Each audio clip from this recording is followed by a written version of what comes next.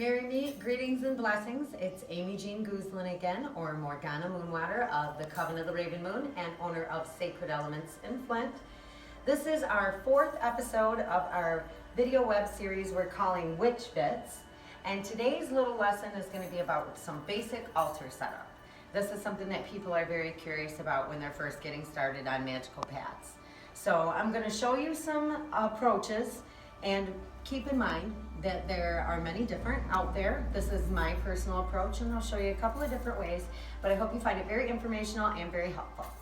So altars can be very simple to very elaborate.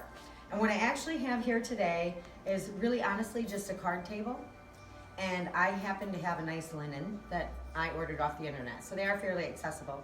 But any kind of table or even a stool or a stand will work appropriately for you.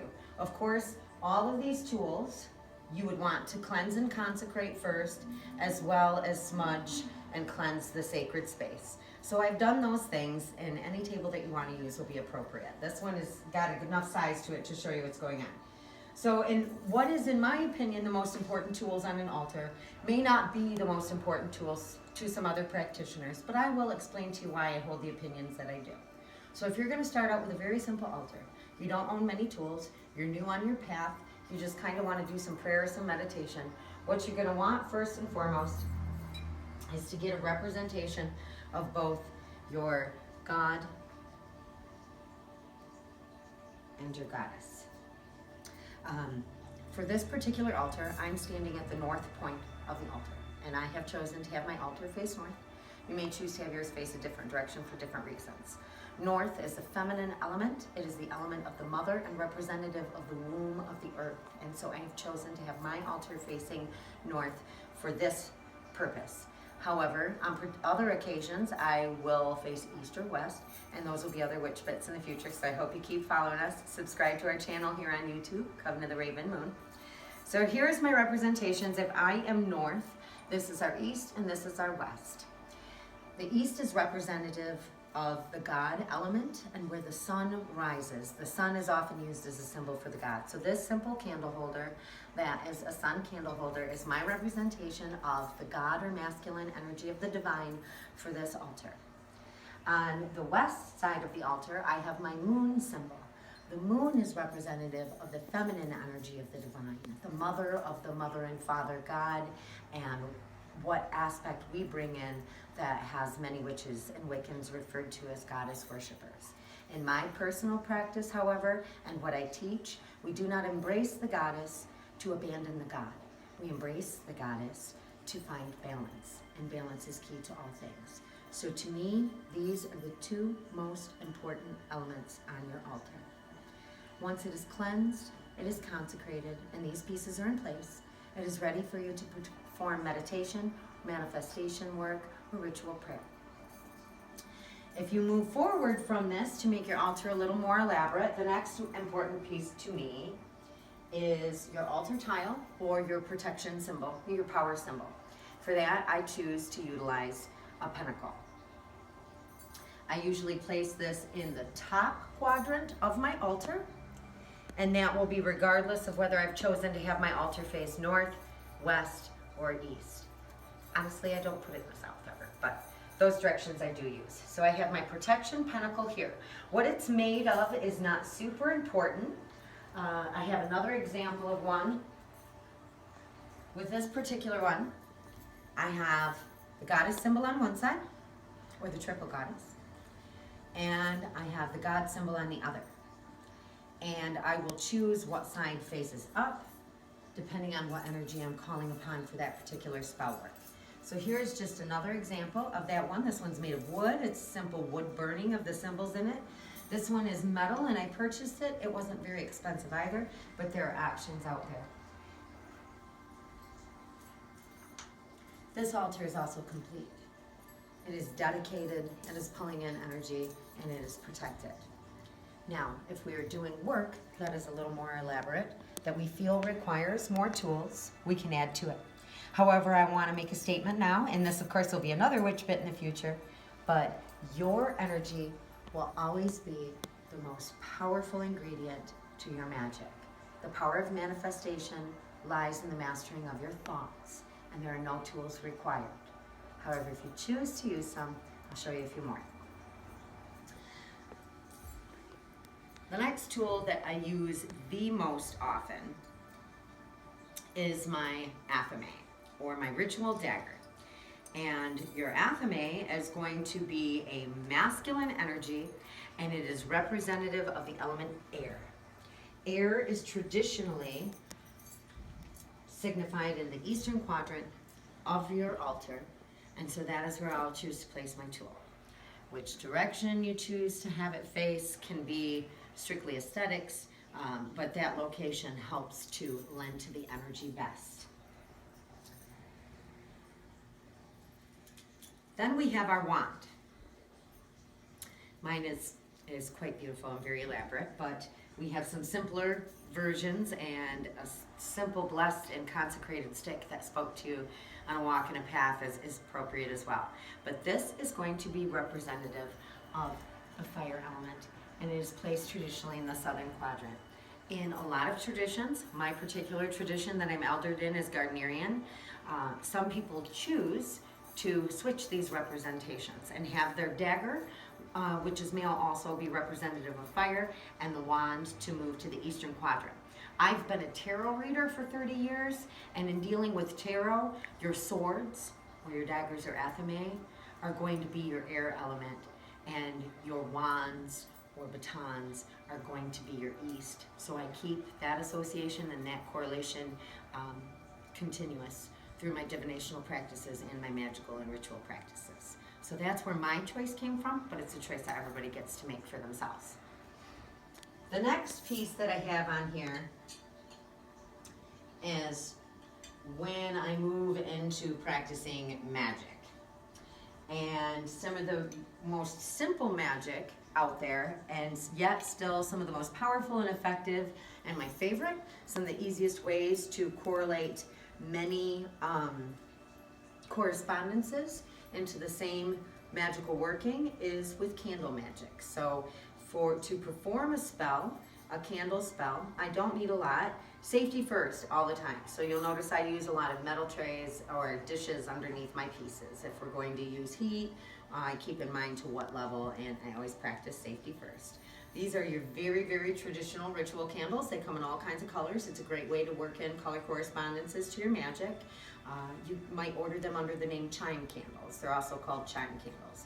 There's a special little smaller candle holder that's going to hold that. And as you can tell, mine is well used. I practice quite frequently.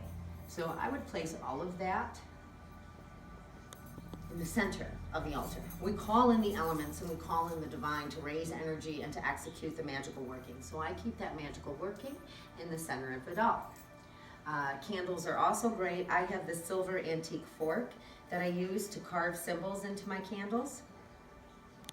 A lot of practitioners will use another type of ritual knife that is traditionally a white-handled knife. And unlike this athame that you see here, which has no sharp cutting edge on it, the reason for that being is an athame is never used to cut anything physical. It only cuts and directs energy, cuts on an ethereal plane. So we don't have live steel on these. A bowline would be a sharp cutting edge that was used to actually physically cut things in ritual and ceremony. Sometimes they're used to carve candles. I use this antique silver fork. So my magical working would stay there. However, if my magical working involved a cauldron, which this is mine here, and it is made of copper, then I would keep that in the center of the altar. However, if I'm using that same tool, that same cauldron, to be representative of the element it symbolizes, I would move it to the northern quadrant of my altar, where it represents the feminine energy and the womb of the divine. So there's some options and reasons behind it there.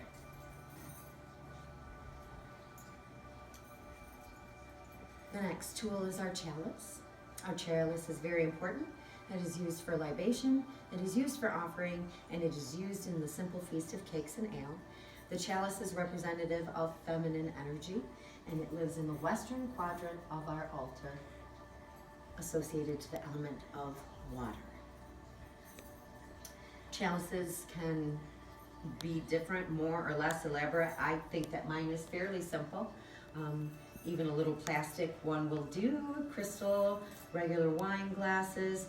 It's the goddess representation and the symbolism of the slim and the fullness of the womb with the water element associated. So it's the shape of the chalice that's most important, and not the material necessarily that it is made out of.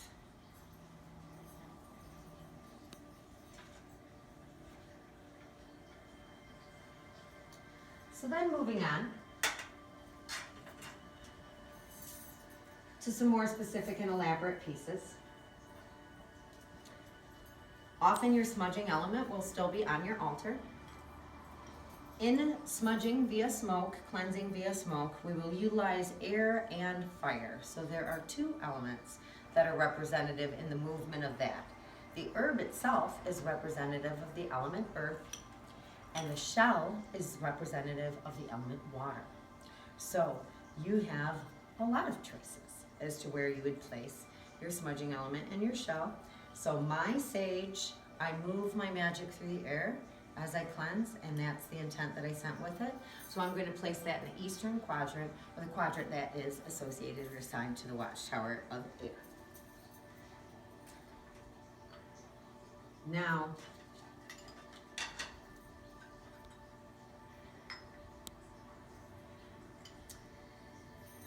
this is my smudge pot or my burner.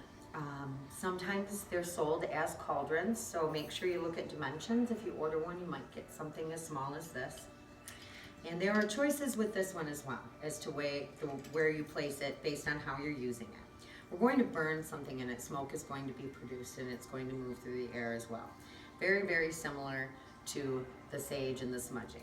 However, the primary difference in this is the fire element remains in the bottom. I have a charcoal that's lit in there. It's used as an igniter that will keep the herbs or resins, powders, incense, whatever I choose to place in it, burning throughout my ritual. So for me, I choose to have this representative of the south element of fire, and the resin that I have to put in that today is some dragon's blood. Dragon's blood is one of my favorite. It can be used for cleansing, but it's also very, very useful in amplifying magical intent.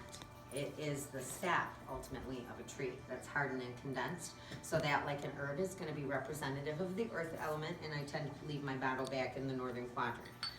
This is what people are talking about when they say a mortar and pestle. Now we have to keep in mind what it is used for, and it is used to grind your herbs or your resins and to mix them together. These are usually made of stone and used for stone tool work. So they're very, very representative of the earth element, and they are feminine in their association. So, bringing balance to the altar when I use it, the material is ground in the mortar and pestle. It is poured on the fire element in the southern quadrant, and then the rest remains in the north.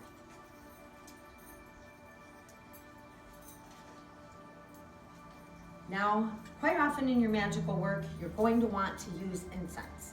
A lot of simple spell work gives you a particular kind of incense that will help aid in the energies that you're trying to pull in. And you're not always going to have mixed blends and things of that nature and more elaborate stuff. So I want you to know that stick incense works just as well. And the kind that I have here today is white sage. White sage is very cleansing, purifying, and empowering. And this is a very simple incense burner. When we use incense like this, again, the smoke is carried through the air, but there is fire present. This is made of herbs, so it's the earth element. This is wood, so it's the earth element as well. About the only element we don't have that could be represented with this piece is the water element. So you have some choices as to where you're going to place it. I tend to place mine in the eastern quadrant because I can see that energy moving on the air, and also for safety measures, because as I perform a ritual for other people, I will be behind the altar in the north, but when I perform private work,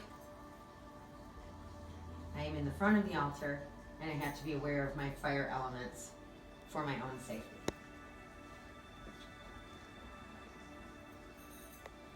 The last tool that I use sometimes that you can choose to use or not is my watchtower calling candles. And I have mine color coded. These particular ones were hand crocheted for me by one of my founding Coven members, Renata, and I love them very much. I use them all the time.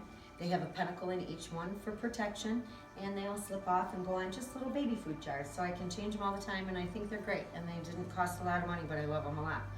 Your blue is going to go in your western quadrant, representative of the water element, and yellow is our go-to color for east or air.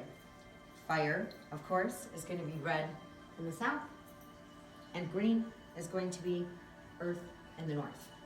There are variations of these colors that are utilized. Often purple is represented in here as the fifth element of spirit. There are lots of choices on your path, and free will is very important in what we believe in. I'm just trying to give you a little help, give you a little direction, and even if you choose to go an entirely different way, I hope you found this helpful for you today. So thanks again. Make sure to check us out on Facebook, check out our website, sacredelementsstore.com, and tune in next time for our next Witch Bit. Merry Part.